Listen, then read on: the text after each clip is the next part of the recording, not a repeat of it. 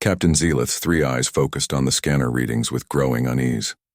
The Corthian exploration vessel Silent Wing had been traveling through what their star charts labeled as uninhabited space for 7 rotations, following the faint energy signatures that might lead them to the missing fleets. 12 expeditions had vanished in this sector over the past century. 12 different species, all technologically advanced, all confident in their superiority. The Hegemony Council had finally grown concerned enough to send the Silent Wing to investigate. They chose the Corthians for their reputation as cautious explorers and their advanced stealth technology. "Commander, we're detecting debris fields ahead," reported Navigator Quix, her tentacles dancing across the bio-neural interface. "Multiple ship types, multiple species. The energy readings match our missing expedition records." Zealeth's mandibles clicked nervously. The debris spread across several light hours, twisted metal and ceramic composites drifting in the void like a graveyard of civilizations. He recognized hull configurations from the proud Zephyrian Empire, the calculating Nexus Collective, even fragments of the ancient Vorthan warships that were considered nearly indestructible. "What could have done this?" whispered Science Officer Thane, his scaled hide rippling with fear. "The damage patterns are unlike anything in our databases. These ships weren't just destroyed, they were torn apart." As they moved deeper into the debris field, their sensors picked up something that made Zealeth's purple blood run cold.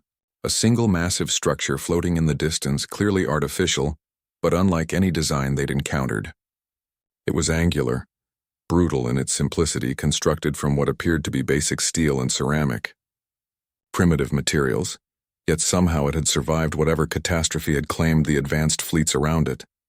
"It's so crude," Quix observed, her translator struggling with the concept. "Their metallurgy appears to be thousands of years behind even our oldest records. How did such a primitive construct survive when our most advanced vessels were destroyed?" The structure was enormous, easily the size of a small moon, but what disturbed them most were the markings across its surface. Geometric patterns that hurt to look at directly, symbols that their translation matrices couldn't parse, and something else, something that made their enhanced senses recoil. "Captain," Thane's voice was barely a whisper, "I'm detecting life signs inside that structure. They're still alive in there." Zealeth stared at the impossible sight. Whatever species had built this crude fortress had not only survived the destruction of 12 advanced fleets, they had made their home in the wreckage. The implication sent tremors through his exoskeleton. "Set course for minimum safe distance," he ordered. "We need to understand what we're dealing with before we report back to the Council. But under no circumstances do we get close enough to be detected." As the Silent Wing adjusted its position, using the debris field for cover, they began to monitor the structure's communications. The signals they intercepted were primitive radio waves, unencrypted and chaotic. But when their translation systems finally began to decode the language, what they heard changed everything. The beings inside weren't just survivors. They were farmers, workers, families. They had children playing in the corridors of this massive structure. They had transformed this place of death into a home. And most terrifying of all, they spoke of the old times when the visitors used to come before they learned better. Zealeth realized they weren't looking at the aftermath of a battle. They were looking at the home of the victors built from the bones of their enemies. "Commander." Quix's voice was steady despite her fear. "We need to leave. Now. If these beings defeated 12 advanced fleets with such primitive technology, what could they do to us?" But as she spoke, new contacts appeared on their screens. Ships were emerging from hidden bays within the structure, ships built from the salvage technology of the defeated fleets, crude but functional hybrids of a dozen different technologies, and they were heading directly for the Silent Wing's position. Somehow, despite all their stealth technology and careful approach, they had been detected. The hybrid vessels moved with surprising coordination despite their mismatched appearance. Each ship was a patchwork of salvaged technologies, Zephyrian energy cores welded to Nexus hulls, Vorthan weapon systems integrated with completely unknown components. They should have been flying scrap heaps, but somehow they maintained perfect formation and moved with deadly purpose. "Evasive maneuvers," Zealeth ordered, but even as he spoke, he knew it was too late. The hybrid fleet had positioned themselves, with tactical precision that spoke of deep military knowledge. They weren't randomly attacking, they were herding the Silent Wing like experienced hunters. Captain, incoming transmission, reported Communications Officer Vex, her gill slits fluttering with anxiety. It's on multiple frequencies simultaneously, using translation protocols from at least 6 different species. Put it through. The voice that filled their command center was unlike anything in their databases. It carried undertones that their universal translators struggled to process, as if the speaker's vocal cords had evolved for a completely different purpose than communication. Yet the words were clear, spoken in flawless galactic standard. Unidentified vessel, you are trespassing in claimed space. Cut your engines and prepare to be boarded. Any attempt to flee or resist will be considered hostile action. Zealith's mandibles clicked rapidly as he processed this. The speaker knew their language perfectly, understood their protocols, yet spoke with the casual authority of someone who had never doubted their ability to enforce their will. This is Captain Zealith of the exploration vessel, Silent Wing, operating under Hegemony Council authority. We are conducting a peaceful investigation into missing expeditions. We mean no harm. A sound came through the comm that might have been laughter, though no species they knew produced anything quite like it. We know why you're here, Captain. You want to know what happened to the others. That's good. It shows you're learning. But knowledge comes with a price. The hybrid ships moved closer, and the Silent Wing's sensors revealed something that made Thane's scales turn pale. These weren't fully automated vessels. They detected life signs aboard each ship, but the readings were confusing. The biological signatures didn't match any known species in their databases. Captain, Thane whispered, the life forms on those ships, they're not uniform. Each vessel shows different biological patterns, but they're all working together perfectly. It's as if they've somehow united multiple species under one command structure. The lead hybrid ship moved alongside them, and through the viewports, they caught their first glimpse of their captors. The beings visible through the enemy vessels. Bridge windows were clearly not the same species that had built the crude structure. In fact, they appeared to be from different species entirely, working side by side with an ease that defied everything the hegemony knew about interspecies cooperation. Impossible, Quix breathed. Zephyrians, Nexus constructs, even what looks like Vorthan officers. But they're all dead. Their fleets were destroyed. No, the alien voice came through the comm again, apparently having heard their conversation through sensors they hadn't detected. They weren't destroyed. They were recruited, just like you're about to be. Docking clamps engaged with the Silent Wing's hull before their crew could react. The hybrid ship systems interfaced with theirs, using connection protocols from a dozen different civilizations, all of them perfectly adapted to work together. You see, the voice continued as boarding preparations began, humans don't destroy what they can use, and every species has something useful to offer. The Zephyrians had excellent navigation systems. The Nexus brought computational power. The Vorthans contributed their military discipline. Even the smallest expeditions brought new perspectives, new solutions to old problems. Through the hull, they could hear the distinctive sound of cutting tools. But these weren't the crude implements they might have expected from such a primitive species. These were precision instruments that seemed to know exactly how to breach Korthian hull plating. Who are you people? Zealith demanded. We're humans, Captain, and we're very good at making friends. The airlock hissed open, and Captain Zealith found himself face to face with creatures that challenged everything he thought he knew about galactic evolution. The beings that stepped aboard the Silent Wing were bipedal, roughly the same height as a Korthian, but their body structure was radically different from any species in the databases. They had only 2 eyes, positioned on the front of their heads like predators, and their skin was a pale pinkish color that seemed almost translucent. Most disturbing of all, they showed their teeth when they approached, which every civilized species knew was a threat display. But behind these creatures came others. A tall, elegant being that was unmistakably Zephyrian, its crystalline skin catching the light as it moved. A floating Nexus construct, its geometric form shifting subtly as it processed information. Even a massive Vorthon warrior, its forearms crossed in what should have been a gesture of defiance but somehow looked relaxed. Almost friendly. Captain Zealith, said the lead human, extending one of its appendages in what their cultural database identified as a greeting gesture among primitive species. I'm Commander Sarah Chen, representing the Terran Colonial Authority. Welcome to human space. Zelith stared at the offered appendage, his mind racing. Terran? That name doesn't appear in any of our star charts. That's because Terra is what we call our homeworld. Most of the galaxy knows it as Sol 3 if they know it at all. We're a relatively new addition to the galactic community.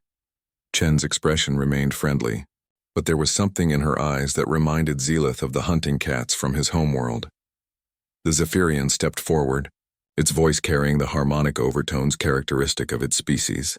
Captain, I am Navigator Prime Christhon, formerly of the exploration vessel Star's Edge. I want you to understand that we are not prisoners here. We are partners. This was impossible. Zelith's files clearly indicated that Christhon had been aboard one of the vessels lost in this sector decades ago. Yet here it stood, apparently healthy and cooperative with these humans. Partners in what? Zelith demanded. Commander Chen gestured toward the massive structure visible through the viewports. In the greatest construction project the galaxy has ever seen. What you see out there isn't just a habitat, Captain. It's the foundation of something much larger. We're building a new kind of civilization, one where every species contributes their unique strengths instead of competing for dominance. Science Officer Thane's scales rippled with confusion. But the debris fields, the destroyed ships, defensive actions, the Vorthon warrior rumbled, its voice carrying the authority of countless battles. I am War Leader Korax, and I can tell you that every vessel destroyed in this sector fired first. Humans have a saying, peace through strength. They prefer cooperation, but they are exceptionally skilled at warfare when necessary. Commander Chen nodded. We tried peaceful contact at first. Standard first contact protocols, universal greeting frequencies, even mathematical communications. But every expedition that found us assumed we were primitives to be conquered or catalogued. They didn't come to trade or communicate. They came to claim. Navigator Quix's tentacles writhed nervously. So you destroyed them all? We defended ourselves, Chen corrected. And afterwards we extended the same offer we're extending to you now. Join us. Share your knowledge and culture, and in return, become part of something greater than any single species could achieve alone. The Nexus construct's form shifted, its mechanical voice carrying surprising warmth. Designation, Former Research Unit 47 Alpha. Current function, Integration Specialist. The human's proposal offers optimization opportunities that exceed all previous calculations. Their collaborative approach yields exponential improvements in efficiency and innovation. Zelith looked around at the mixed crew, trying to understand what he was seeing. These beings from different species weren't just working together. They seemed genuinely comfortable with each other. The humans had somehow achieved what the Hegemony Council had been struggling with for millennia. True interspecies cooperation. What exactly are you proposing? He asked carefully. Commander Chen smiled, and this time Zelith noticed that the expression didn't seem threatening when directed at allies. Simple. Your crew and your ship join our community. You keep your cultural identity, your command structure, your traditions, but you also contribute to our shared projects and benefit from everyone else's contributions. Your Korthian stealth technology, for instance, would be invaluable for our deep space exploration efforts. And if we refuse? The smile faded slightly. Then you leave. We'll escort you to the edge of our territory, and you can report back to your Hegemony Council. But Captain, I think you should see what we've built here before you decide. I think you'll be surprised by what's possible when species work together instead of against each other. Through the viewports, Zelith could see more vessels approaching. Ships of designs he'd never seen before, clearly built from collaborative technologies. And on each one he could make out crews of mixed species working together with an efficiency that seemed almost miraculous. For the first time since entering this sector, Zelith began to wonder if they had found something far more valuable than answers about the missing expeditions. The tour of the human station defied every expectation Zelith had formed during his decades of space exploration. What had appeared from a distance to be a crude construction revealed itself to be a marvel of integrated engineering. Corridors designed to accommodate different atmospheric requirements ran parallel to each other, connected by transition chambers that could adjust pressure, temperature, and gas composition in seconds. Commander Chen led them through sections that housed multiple species in perfect harmony. Zephyrian crystal gardens grew alongside Nexus computation cores. while Vorthan training facilities neighbored what appeared to be human agricultural labs. Each area was designed not just for function, but for the psychological comfort of its inhabitants. "This is impossible," Thane whispered, his scales shifting to colors that indicated deep amazement. "Our xenobiologists have spent centuries trying to solve interspecies habitat compatibility. How did you solve it so quickly?" A human technician overheard and approached them with the casual friendliness that seemed characteristic of the species. "We didn't solve it quickly. We solved it together.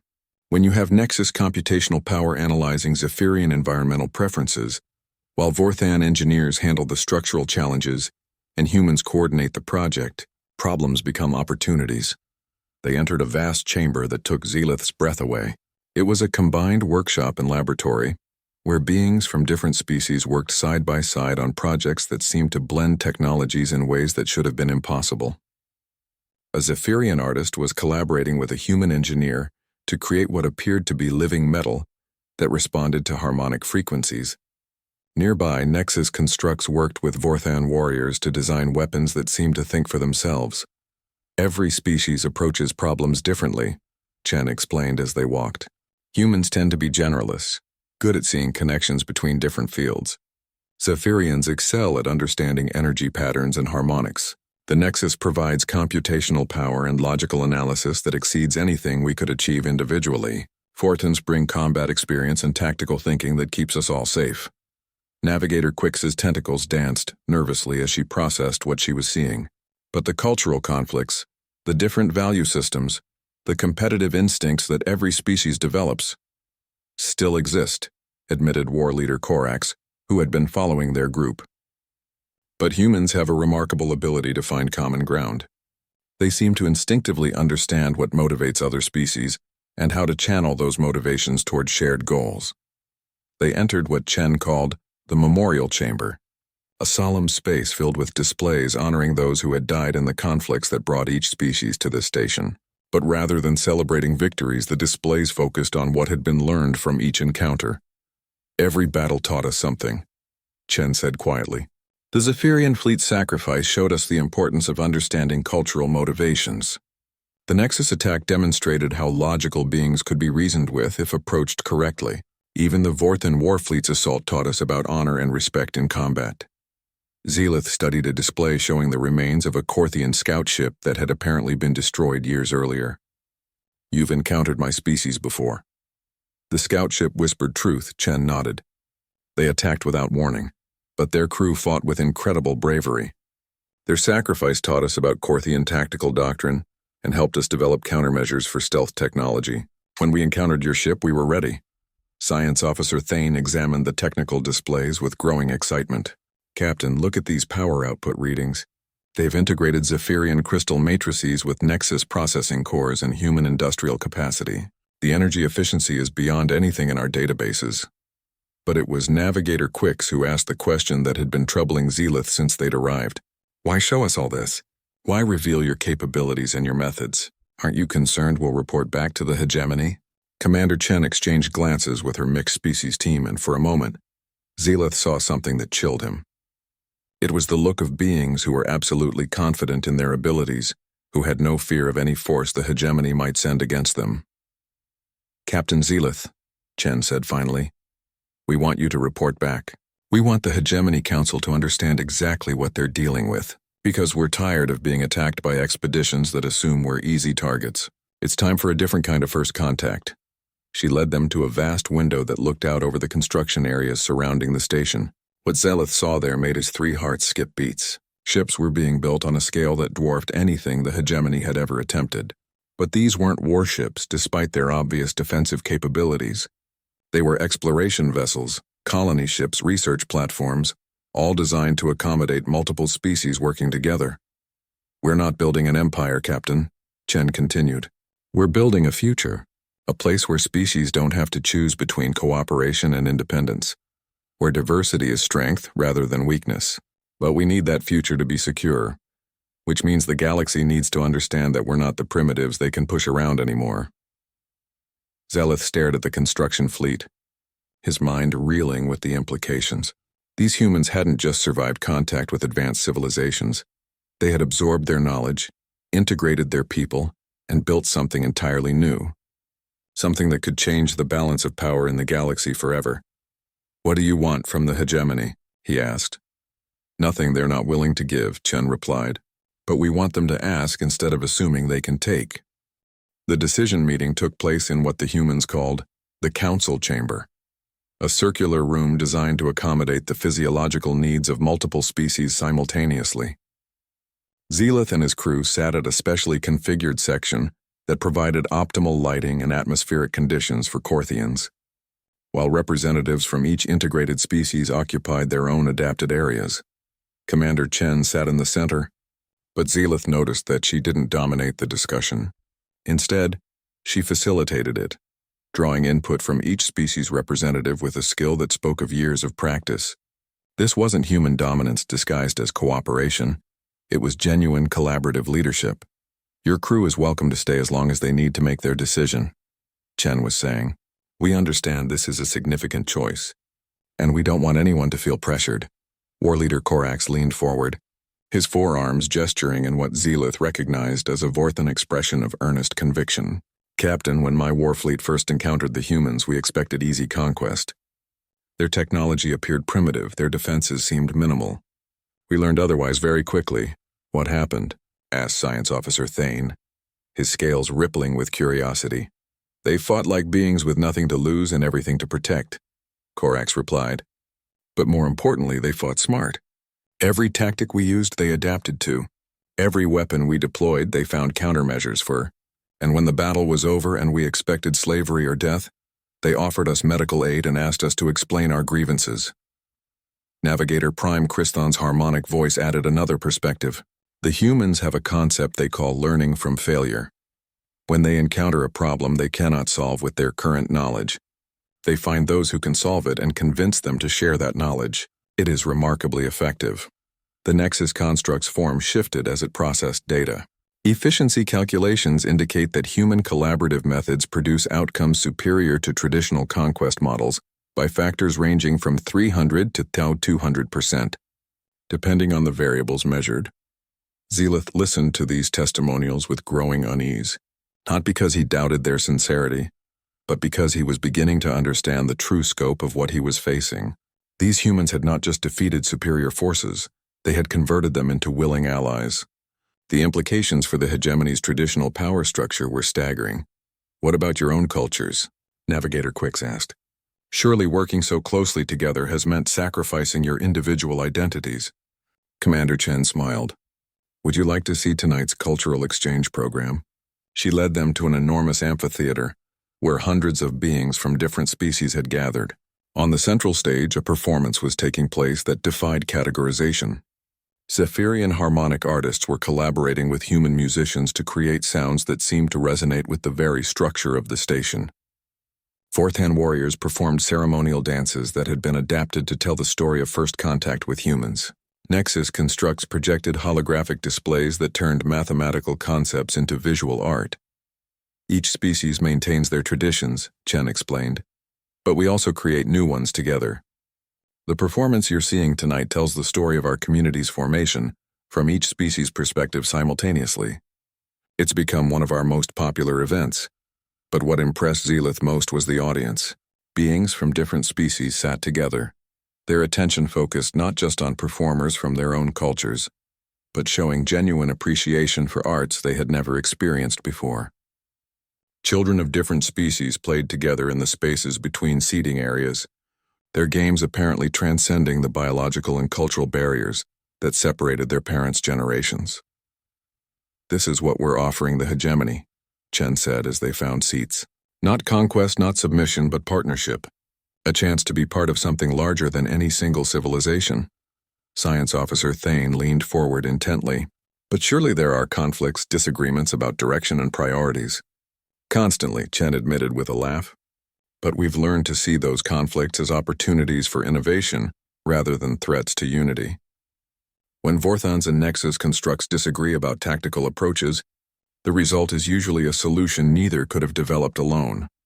As if to demonstrate her point, a minor disruption occurred near the stage where a group of young Vorthon warriors, seemed to be arguing with some human adolescents about the performance. But instead of escalating, the disagreement quickly transformed into an animated discussion that drew in Zephyrian and Nexus observers. Within minutes, they were collaborating on an impromptu addition to the performance that incorporated elements from all their suggestions. "How do you make it work?" Zalith asked, genuinely curious now. "Every multi-species alliance in recorded history has eventually collapsed due to cultural incompatibilities and competing interests, because they were alliances of necessity," replied War Leader Corax. "Groups coming together to face external threats or pursue mutual advantages. But humans build something different. They build communities of choice where participation is voluntary, but benefits are shared." Commander Chen nodded. "We learned early that you can't force cooperation, but you can create environments where cooperation is more rewarding than competition. When every species' contributions are valued and every individual's welfare matters, conflicts become problems to solve together rather than battles to win." Navigator Quix's tentacles writhed thoughtfully. "And when you encounter species that refuse to cooperate?" The warmth in Chen's expression cooled slightly. "Then we defend ourselves and our community. But we always leave the door open for future dialogue. Some of our most valuable community members are former enemies who needed time to understand what we were offering." As the evening's performance reached its climax, with all the different species' artistic traditions blending into something entirely new, yet respectful of each component culture, Zalith found himself facing the most difficult decision of his career. He could return to the hegemony and report on this unprecedented civilization, knowing that his report would likely trigger attempts at conquest or control. Or he could recommend that the hegemony approach these humans as equals, seeking partnership rather than dominance. But deep down, he was beginning to suspect there might be a third option, one that would change not just his mission but his entire life. 3 days later, Captain Zelith stood in the Silent Wing's communication array, preparing to send what might be the most important message in galactic history.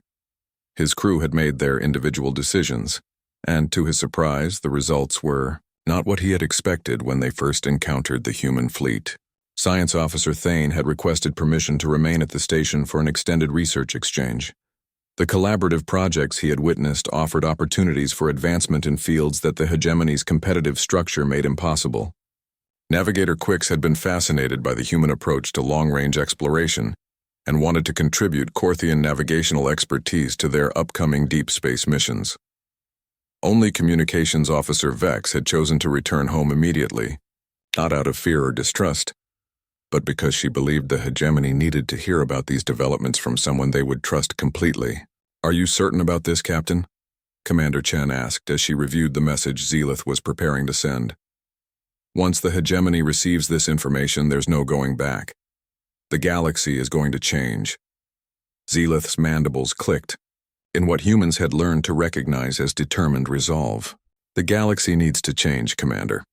What I've seen here proves that our old assumptions about interspecies relations were not just wrong, they were catastrophically limiting." The message was carefully crafted to avoid triggering the hegemony's automatic defensive responses while conveying the full significance of what they had discovered. Zelith explained the fate of the missing expeditions, the nature of human defensive capabilities, and most importantly, the unprecedented success of their collaborative civilization. But the message also contained a warning, phrased in diplomatic language that nonetheless made its meaning clear. Any attempt to conquer or control the human territories would fail, just as previous expeditions had failed. The humans and their allies were no longer the isolated primitives that early scouts had reported. They had become something entirely new, something that could defend itself against any force the hegemony might deploy. "The difficult part," Zelith dictated to the recording system, "will be convincing the Council that cooperation is not surrender. The humans offer partnership between equals, not submission to superior authority. This represents a paradigm shift that many Council members will struggle to accept." Commander Chen listened to the message with the focused attention of someone who understood the stakes involved. "Captain, I want you to know that regardless of how the hegemony responds, you and your crew will always be welcome here. You've shown the kind of courage and wisdom that our community values." As the message transmission began its journey toward hegemony space, Zelith reflected on the changes that 3 days had brought to his understanding of the galaxy. He had come here seeking answers about missing expeditions, and had instead discovered a vision of the future that challenged everything he thought he knew about civilization itself. "What happens now?" he asked. "Now we wait," Chen replied, "and we prepare. Your message will reach the hegemony in approximately 2 months. Their response, whatever form it takes, will arrive about 4 months after that. That gives us time to continue building, continue growing, and continue demonstrating that our way works." Through the viewports, Zelith could see the construction fleet at work. New vessels were taking shape, designed with input from every species in the community.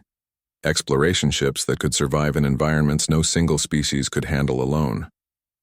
Research platforms that could tackle scientific questions from multiple perspectives simultaneously. And yes, defensive vessels that incorporated the best military thinking from a dozen different civilizations. War leader Korax approached them, his expression serious. "Captain, there's something you should know before you make your final decision. The humans have shared with us their projections for potential hegemony responses. They believe there is a significant probability that your report will be dismissed as either deception or collaboration with hostile forces." Zelith's mandibles clicked in acknowledgement. He had considered this possibility himself. The Hegemony Council's worldview had been shaped by millennia of competitive expansion and resource control. The concept of voluntary interspecies cooperation might literally be incomprehensible to them. "Which is why," Commander Chen added, "we've prepared a demonstration." She led him to the station's primary observation deck, where a section of the outer hull had been configured as a transparent aluminum viewing area. Beyond the construction zones, space itself seemed to be moving. It took Zelith several moments to realize what he was seeing. Ships, hundreds of them, emerging from concealment throughout the system. Not just the hybrid vessels they had seen before, but purpose-built craft that represented the full collaborative potential of the human-led alliance. Sleek Zephyrian-designed hulls powered by Nexus computational cores and human industrial capacity. Vorthan-engineered weapons systems that could be operated by any species. Scout ships that combined Korthian stealth technology with human adaptability. "This is our response to potential hegemony aggression," Chen said calmly. "We don't want war, Captain, but we're ready for it if it comes. And more importantly, we're ready to show the galaxy that there's a better way to live than constant competition for dominance." Navigator Prime Christhon joined them at the viewing wall, his harmonic voice carrying undertones of deep satisfaction. "Captain Zelith, when my people first achieved spaceflight, we dreamed of finding others among the stars who would share our love of knowledge and exploration. The hegemony offered us protection in exchange for tribute. The humans offered us partnership in exchange for friendship. The choice was simple." Zelith stared at the assembled fleet, finally understanding the true scope of what he had stumbled into. This wasn't just a successful colony or an unusual alliance. This was the birth of a new kind of galactic civilization, one that could fundamentally alter the balance of power that had existed for millennia. "The hegemony will see this as a threat," he said finally. "Yes," Chen agreed. "But they'll also see the futility of trying to destroy it through force, and hopefully some of them will see the opportunity it represents, the chance to be part of something better than what came before." As Zelith prepared to board the shuttle that would take him back to the Silent Wing for his journey home, he carried with him more than just a report on missing expeditions. He carried the knowledge that the galaxy was changing, whether the hegemony was ready for it or not. And for the first time in his long career, he was excited about the future.